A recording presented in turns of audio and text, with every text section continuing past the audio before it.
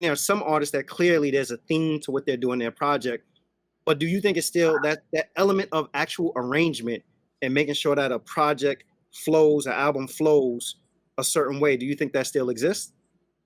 Yeah, I think so. I think it does. I think the difference is there's not as many hands in the pot as there used to be. So you don't have like, if the producer, the beat maker is the producer, and in my case, the beat maker is the producer and the rapper. You know what I'm saying? Like I'm literally doing everything.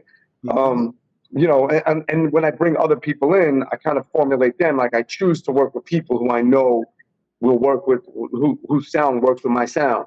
Mm-hmm. So yeah, I mean, I think it is. I think that albums are surprisingly more cohesive than they used to be. I think people really have a formula, like their own formula. They find how they want to create something, and they do it really well. So that's a positive thing right now. In my opinion, yeah. And I think a lot of people are doing like what you said, how you producing your own music. It seems like now, like when rappers come out, they have like a full-fledged team. So they got one guy raps, the other guy produces. Everybody in the little group has a role, and these guys work with each other constantly so they can maintain a certain consistency in what they're putting out or what they're doing. Right. Yeah. That's the Wu-Tang model. Like the Wu-Tang model is like, everybody. You have all these MCs that come together. They fan out. They build all their bases. They come back together. They feed the mother, and then they go back out and they build. So the more artists you work with right now, the more likely you are to get to pick up other fans who might not have heard your stuff because maybe one artist you work with has 5,000 followers here. They have 8,000 followers there. So then that's like just cross-pollination of of artistry. That's how. And again, that's how we do it because there's no marketing budget. This is just a new method of marketing right now. Yeah, I think it's an art to being able to, for lack of a better word, kind of score a project. I think I listen. I don't know if you've listened in its entirety. I listened to, haven't gotten all the way through it, but like Eminem's new project, and I think that probably because it's sort of rooted in kind of being almost like conceptual. Clearly, there's a flow to it, and it's intentional. And I think that there are artists that are much better at that than other artists because I do feel like there are some artists that some of the stuff, you could be listening to one record. And then something comes on that's not musically, it's not within the same realm. Subject matter is not within the same realm. And it's just like, in my mind, it's like they just felt like, yo, this is a good song, so I'm going to slap it on the project. And the continuity goes out of the window with it.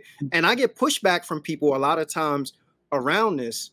But I'm one of the people that feel like, as talented as an artist as Drake is, I don't know if I've ever heard a classic album from Drake. And I think part of the reason why is because Drake there's some projects where it's 20 records. And I think it becomes very complicated to put together a concise body of work when you increase the margin for error by having 20 records. So, in 1 minute you barn people to death, you're violent. And the next minute you got a love song. And it's just like, not to say that those things can't be incorporated, but sometimes I question the arrangement and the thought process around why this song is in this particular place and which story are you trying to tell with these records kind of thing.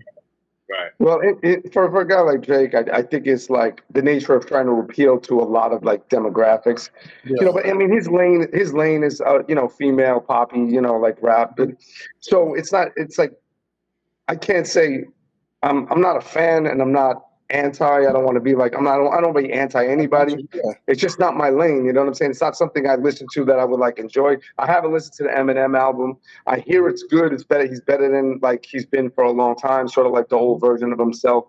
And that's cool, but it's never really been like, I'm kind of a purist when it comes to the things I listen to, even when it comes to boombap. Like I kind of keep it very strict. I don't venture far outside. If you know what you like, and you listen to that. Exactly. I know what I like. I listen to that, and if I do, like, if I venture outside of that circle, I'm in like some R&B or I'm in some classic rock. If I want to listen to something different, I might as well listen to something different. Like not like a light like that. If I'm gonna drink Bud, I'm gonna drink Bud, not Bud Light. You know what I'm saying? You know, or I'm gonna drink Henny. You know, I like how you said that. Heineken Zero. Now, So- and keep it on the same vein as arrangement. I'm glad Shaw brought this up about arrangement and having some sort of snazzy craft to how you present your project. Because I like your project or your latest project, and how it was arranged. There's some songs in there that I want to shout out. Glory, have you ever had, and Over Everything. Did you produce those? over everything I produce. Nice. And Glory. I love Glory because it got that church. Yeah. Yeah. What do you Yeah, like? you definitely got an ear for samples. Yo, listen, bro. For me, because I'm just learning this craft. I've known it, but I'm really putting my hands on it. When I hear either the first 2 bars or the first 4 bars with a drum, I'm like, yeah, that's it. When I heard Glory, I knew. I was like, fuck yeah. All right, man. That's a joint right there. So shout outs to you. So I'm Thank not you, man. sure who did that, and I know you work with other producers and all that. I don't know the other producers you work with. Who was the most eccentric out of the producers? The most eccentric character I've been in the studio with is Nottz. Nottz. The dude's kind of like, he's an alien, man. You go in the studio with him, and every night he'll make like 14 beats. Like, it's just like, it's his work rate, he just knows what he's doing. He knows his formula. He knows what he's doing. And he kind of just like, he don't even talk to you. He just like goes in and like, you just have to write. That's it. The only thing you could do is sit in the studio and write, because vibe out. Yeah. Because he almost like, it's like savant-ish, like when people are like a savant, they just become like, wow, and they block out everything in the space. And when you're around those people. I'm not necessarily one of those people, but I've been around people like that in art communities where all of a sudden they step into a space, and when they start doing their craft or whatever their art is, they've just blinders. They don't see anything, man. Like, there could be fireworks and bombs going off and fights in the hallway, and they don't even they don't notice anything. So I would say he was the most interesting person to be in a studio with, Yeah. And Nottz is he's out of Virginia, right? Originally from Yeah. Virginia. Yeah, it's Virginia. Yeah. Who did Glory? That's this producer out of England. His name is Kuth Beats. Yeah, I've seen him on quite a few. Yeah. Shout out to you, Pooh. That was a dope job. I like. Yeah, he did 4 joints on the project. He did the one that philosophized. He did that one.